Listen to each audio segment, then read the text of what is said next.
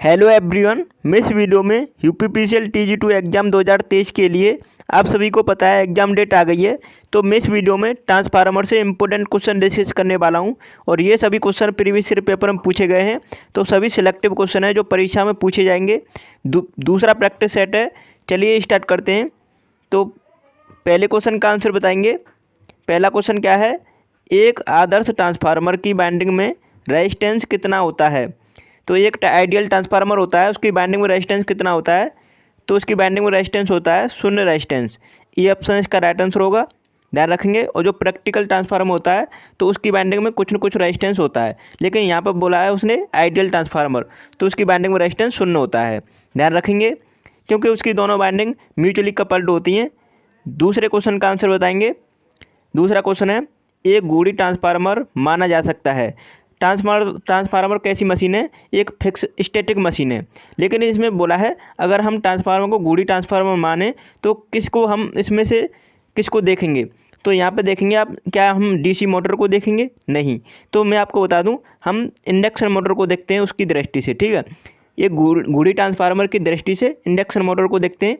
तो C option इसका right answer होगा, ध्यान रखेंगे। इंपॉर्टेंट क्वेश्चन है, कई बार परीक्षा में पूछा गया है। नेक्स्ट क्वेश्चन का आंसर बताएंगे। तीसरा क्वेश्चन है, एक ट्रांसफार्मर के ईएमएफ का मान किस पर निर्भर करता है। तो जो ईएमएफ इक्वेशन होती है उसमें जो वैल्यू होती है, जैसे कि टर्न्स की संख्या पर या फ्रिक्वेंसी पर या फ्लक्स पर, तो आपको बताना है किस पर निर्भर करता है। तो आप देखेंगे ईएमएफ इक्वेशन क्या होती है, ई इक्वल टू होता है 4.44 5 M F N मतलब। अब यहाँ पे अगर प्राइमरी वाइंडिंग है तो E1 और N1 हो जाएगा इधर, अगर नहीं है तो नहीं है, ठीक है। अब यहाँ पे देखेंगे स्टैंडर्ड इक्वेशन ये होती है। अब इसमें आप कंपैरिजन कर सकते हैं, जैसे कि ईएमएफ का वैल्यू किस पर डिपेंड कर रहा है, 5 M पर, मतलब फ्लक्स पर, फ्रिक्वेंसी पर और टर्न्स की संख्या पर। तो यहाँ पर देखेंगे ये तीनों पर डिपेंड करता है। तो राइट आंसर है इन सभी पर। तो करेक्ट आंसर है डी ऑप्शन है इस क्वेश्चन का। अब नेक्स्ट क्वेश्चन का आंसर बताएंगे। चौथा क्वेश्चन है, जल्दी से आंसर बताओ। ट्रांसफार्मर पर लगे ब्रीदर में प्रयुक्त रसायन कौन सा होता है। तो इसमें बोला है ट्रांसफार्मर में जो ब्रीदर यूज किया जाता है तो उसमें जो रसायन यूज किया जाता है, तो यहाँ पे बताना है वो कौन सा रसायन है वो। तो यहाँ पे देखेंगे कौन सा है, तो इसमें राइट आंसर लगाएंगे आप सिलिका जेल। अच्छा, सिलिका जेल जो होता है जब फ्रेश होता है तो उसका कलर कैसा होता है, ये परीक्षा में पूछा जाता है बहुत ज़्यादा। तो सिलिका जेल जब फ्रेश होता है एकदम, तो उसका कलर होता है ब्लू, ठीक है, ब्लू होता है, ध्यान रखेंगे। और जैसे ही उसे काफ़ी, मतलब जैसे नमी सूखने के बाद या काफ़ी दिन यूज करने के बाद उसका कलर कैसा हो जाता है, तो पिंक हो जाता है। तो ध्यान रखेंगे इसे, ये क्वेश्चन पूछा जाता है बहुत बार। तो इसका राइट आंसर है बी ऑप्शन। अब अगले क्वेश्चन का आंसर बताएंगे। पांचवा क्वेश्चन है, जल्दी से आंसर बताओ इस क्वेश्चन का। ट्रांसफार्मर की रेटिंग किस में की जाती है। तो आपको बताना ट्रांसफार्मर की रेटिंग होती है वो किस में की जाती है। तो इसका राइट आंसर है KVA में। तो फोर्थ ऑप्शन, सॉरी, ये ऑप्शन इसका राइट आंसर है। ट्रांसफार्मर की रेटिंग KVA में होती है। और किलोवाट में किसकी रेटिंग होती है, तो ये पावर की होती है, एक्टिव पावर की। और रिएक्टिव पावर की रेटिंग होती है KVR में। और KV में किसकी रेटिंग होती है, वोल्टेज की। हाई वोल्टेज KV में मेजर करते हैं, ध्यान रखेंगे। तो ये आपको पता होना चाहिए। अगले क्वेश्चन का आंसर बताएंगे। छठवां क्वेश्चन है, जल्दी से आंसर बताओ। ऑटो ट्रांसफार्मर में कितनी वाइंडिंग होती हैं। तो ऑटो ट्रांसफार्मर में कितनी वाइंडिंग होती हैं, जल्दी से आंसर करेंगे। तो पहला ऑप्शन है एक वाइंडिंग होती है, बी ऑप्शन है 2 वाइंडिंग होती हैं, और सी ऑप्शन है 2 से अधिक वाइंडिंग होती हैं, और डी ऑप्शन रखा कोई वाइंडिंग नहीं होती। तो राइट आंसर है इसमें एक वाइंडिंग होती है, ध्यान रखेंगे। ई ऑप्शन इसका राइट आंसर है। एक वाइंडिंग होती है लेकिन ये 2 वाइंडिंग की तरह कार्य करती है। तो ई ऑप्शन इसका राइट आंसर है। और ये दोनों तरह से मतलब लिंक होता है, जैसे कि इंडक्टिवली लिंक होता है और कंडक्टिवली लिंक होता है, दोनों तरह से लिंक होता है ये इसकी बाइंडिंग। तो ये भी आपको पता होना चाहिए। जबकि पावर ट्रांसफार्मर या 3 फेज ट्रांसफार्मर वो किस में क्या होता है उसमें, तो उसमें केवल इंडक्टिवली कपल्ड होता है, ध्यान रखेंगे उसे। 7वां क्वेश्चन है, ट्रांसफार्मर की टेपिंग किस में लगाई जाती है। तो ट्रांसफार्मर की जो टेपिंग की जाती है वो किस में की जाती है, ये आपको बताना है। तो इसमें पहला ऑप्शन रखा है लो वोल्टेज वाइंडिंग में, मतलब लो वोल्टेज साइड वाइंडिंग में। और बी ऑप्शन रखा है अधिक वोल्टेज वाली साइड में। और सी ऑप्शन दे रखा दोनों साइड में की जाती है। तो मैं आपको बता दूं हाई वोल्टेज वाली साइड में की जाती है। तो राइट आंसर है इस क्वेश्चन का बी ऑप्शन। तो बी ऑप्शन इसका करेक्ट आंसर है। इंपॉर्टेंट क्वेश्चन है, कई बार परीक्षा में पूछा गया है। 8वें क्वेश्चन का आंसर बताएं क्या होगा। शॉर्ट सर्किट टेस्ट में कौन सी हानि का पता लगाया जाता है। जो शॉर्ट सर्किट टेस्ट किया जाता है ट्रांसफार्मर पर, उसमें कौन सी लॉसेस हमको ज्ञात की जाती हैं। तो आपको बताना है कौन सी लॉसेस उससे निकलती हैं। तो पहला ऑप्शन दे रखा है आयरन लॉसेस, बी ऑप्शन दे रखा है हिस्टेरेसिस लॉसेस, और सी ऑप्शन दे रखा है कॉपर लॉसेस, और डी ऑप्शन दे रखा है मैग्नेटिक लॉसेस। तो इसमें राइट आंसर क्या है। तो शॉर्ट सर्किट टेस्ट से कॉपर लॉसेस हम मेजर करते हैं, तो सी ऑप्शन इसका राइट आंसर है, ध्यान रखेंगे। जबकि ओपन सर्किट टेस्ट किया जाता है ट्रांसफार्मर पर, तो उसमें क्या किया जाता है, उसमें आयरन लॉसेस ज्ञात की जाती हैं। तो ये आपको पता होना चाहिए। अगले क्वेश्चन का आंसर बताएं जल्दी से क्या होगा। 9वां क्वेश्चन है, जल्दी से आंसर देंगे सभी। 9वां क्वेश्चन का आंसर बताएं। एक ट्रांसफार्मर में प्राइमरी और सेकेंडरी वोल्टेज के मध्य फेज अंतर कितना होता है। तो सभी राइट आंसर करेंगे इसका। जो प्राइमरी साइड का वोल्टेज और सेकेंडरी साइड का वोल्टेज होता है, उसके मध्य फेज अंतर पूछा है उसने। यहाँ पर पेज नहीं समझेंगे, फेज समझेंगे, ठीक है। तो फेज में अंतर कितना होता है ये आपको बताना है। तो ये होता है कितने का, 180 डिग्री का होता है। तो सी ऑप्शन इसका राइट आंसर है। इंपॉर्टेंट क्वेश्चन है। अब नेक्स्ट क्वेश्चन का आंसर बताएंगे। 10वां क्वेश्चन है, ट्रांसफार्मर के किस भाग में सबसे अधिक ऊष्मा उत्पन्न होती है। करेक्ट आंसर करें सभी, किस भाग में ऊष्मा सबसे अधिक उत्पन्न होती है। तो इसका राइट आंसर है वाइंडिंग में। ये ऑप्शन इसका करेक्ट आंसर होगा। इंपॉर्टेंट क्वेश्चन है। नेक्स्ट क्वेश्चन का आंसर बताएंगे। 11वां क्वेश्चन है, यंत्र ट्रांसफार्मर कितने प्रकार के होते हैं। तो इसने पूछा है इंस्ट्रूमेंट ट्रांसफार्मर होते हैं वो कितने प्रकार के, कितने टाइप के होते हैं। तो सभी जानते हैं इंस्ट्रूमेंट ट्रांसफार्मर 2 प्रकार के होते हैं। और 2 प्रकार के कौन कौन से, एक तो होता है करंट ट्रांसफार्मर CT, और एक होता है PT जिसे पोटेंशियल ट्रांसफार्मर कहते हैं। तो इन्हें ध्यान रखेंगे आप। तो इसका राइट आंसर क्या करेंगे आप, CT और PT। ये ऑप्शन इसका राइट आंसर है। सिंगल नहीं लगाएंगे क्योंकि CT लगाएंगे तो फिर PT छूट जाएगा। इसका मतलब यहाँ पर ये वाले ऑप्शन को क्लिक करेंगे आप। तो ये ऑप्शन इसका राइट आंसर होगा। इंपॉर्टेंट क्वेश्चन है, ध्यान रखेंगे। 12वें क्वेश्चन का आंसर बताएं। CT की द्वितीयक यहाँ पे द्वितीयक कुंडली की क्षमता सदैव होती है। तो जो करंट ट्रांसफार्मर होता है उसकी सेकेंडरी कुंडली की कैपेसिटी कितनी होती है, ये पूछा है उसने। तो CT ट्रांसफार्मर कैसा होता है, एक स्टेप अप ट्रांसफार्मर होता है। स्टेप अप का मतलब है प्राइमरी वाइंडिंग में लो वोल्टेज और सेकेंडरी वाइंडिंग में अधिक वोल्टेज। और सेकेंडरी वाइंडिंग में अधिक वोल्टेज होगा तो इसका मतलब लो करंट होगी, क्योंकि हमको पावर कांस्टेंट रखनी होती है। तो इसीलिए यहाँ पे क्या लगाएंगे हम, सेकेंडरी कुंडली की क्षमता सदैव होती है। इसने धारा में पूछा है, तो धारा उसकी फिक्स होती है 5 एम्पियर। तो सी ऑप्शन इसका राइट आंसर है। ध्यान रखेंगे सेकेंडरी कुंडली की क्षमता होती है 5 एम्पियर की। तो सी ऑप्शन इसका राइट आंसर है।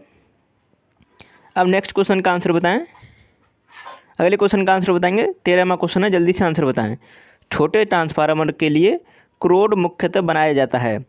जो छोटा ट्रांसफार्मर होता है तो उसमें जो कोर बनाया जाता है वो किस टाइप का बनाया जाता है। तो यहाँ पे दे रखा है आयताकार, बेलनाकार, गोलाकार, इनमें से कोई नहीं। तो करेक्ट आंसर क्या लगाएंगे, आयताकार होता है छोटे ट्रांसफार्मर का क्रोड। तो ये ऑप्शन का करेक्ट आंसर लगाएंगे। अब नेक्स्ट क्वेश्चन का आंसर बताओ। ये सभी क्वेश्चन आपकी परीक्षा के लिए इम्पोर्टेंट हैं, आपको भी पता चल रहा होगा क्योंकि सिलेक्टिव क्वेश्चन है। इसी टाइप के क्वेश्चन आपकी परीक्षा में पूछे गए हैं अब तक। तो ज़्यादा से ज़्यादा प्रैक्टिस कीजिएगा और आप कमेंट में ज़रूर बताइएगा, जिससे आपकी डिमांड के अकॉर्डिंग इसी टाइप की वीडियो आपको मैं कंटिन्यू प्रोवाइड करता रहूँ। 14वें क्वेश्चन का आंसर बताएंगे। वोल्टेज ट्रांसफार्मर PT की सेकेंडरी कुंडली की क्षमता होती है। तो आपको यहाँ पे पहले मैंने करंट ट्रांसफार्मर की बताई थी, अब आपको PT मतलब पोटेंशियल ट्रांसफार्मर की भी कैपेसिटी आपको पता होनी चाहिए सेकेंडरी वाइंडिंग की। तो वो कितनी होती है, 110 वोल्टेज।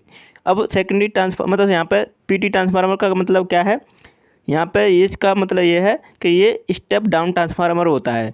इसका मतलब फर्स्ट मतलब प्राइमरी वाइंडिंग में तो हाई वोल्टेज होता है और सेकेंडरी वाइंडिंग में लो वोल्टेज होता है। तो इसका राइट आंसर है बी ऑप्शन, ध्यान रखेंगे। अब नेक्स्ट क्वेश्चन का आंसर बताओ। 15वां क्वेश्चन है, जल्दी से आंसर करेंगे। ट्रांसफार्मर में कौन सी हानि नहीं होती है, कौन सी हानि नहीं होती है।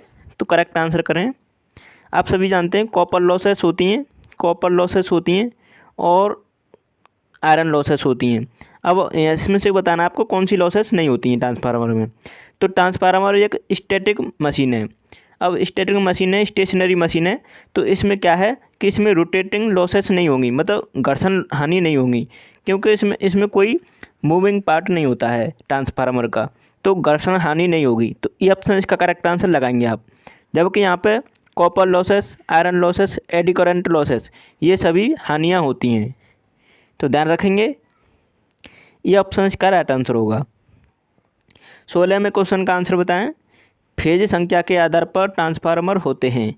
तो टर्न्स की संख्या के आधार पर ट्रांसफार्मर कितने, यहाँ पर टर्न्स की नहीं, फेज संख्या के आधार पर, मतलब फेज का मतलब ये है कि सिंगल फेज ट्रांसफार्मर या 3 फेज ट्रांसफार्मर कितने प्रकार के होते हैं, 2 प्रकार के ओनली।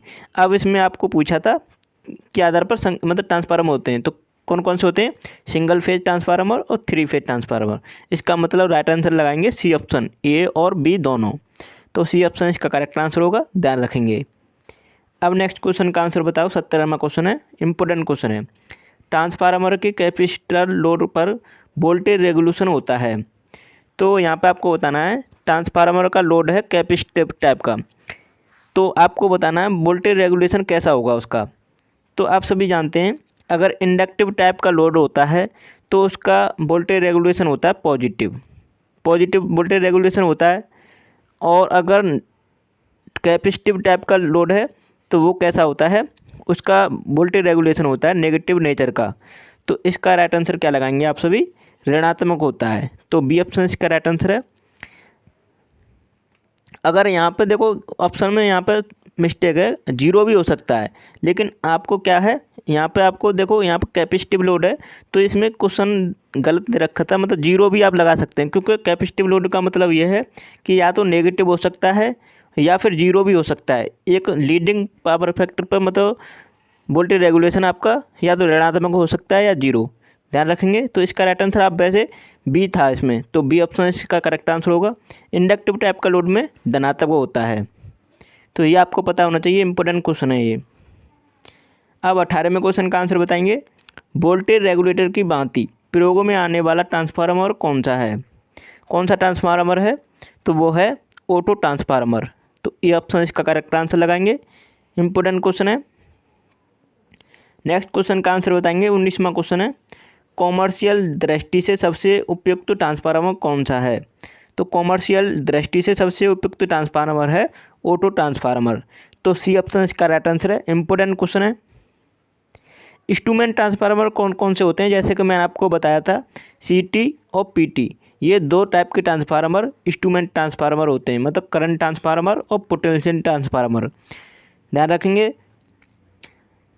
नेक्स्ट क्वेश्चन का आंसर बताएंगे। 20वां क्वेश्चन है, जल्दी से आंसर बताएंगे सभी। शून्य लोड पर प्राथमिक वाइंडिंग में प्रवाह होने वाली करंट कौन सी होती है।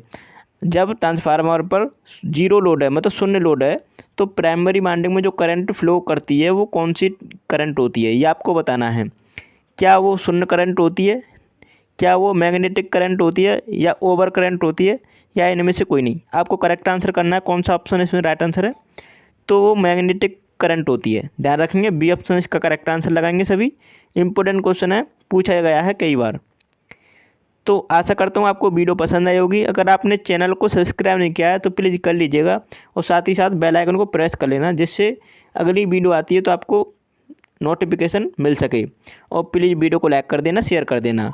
और मैं इसी टाइप के क्वेश्चन डेली कराने वाला हूँ, और कहें तो आपको मैं ज़्यादा क्वांटिटी में क्वेश्चन लाऊं, जिससे आपको ज़्यादा से ज़्यादा प्रैक्टिस करने को मिले। चलिए वीडियो को यहीं समाप्त करते हैं। Thanks for watching my video.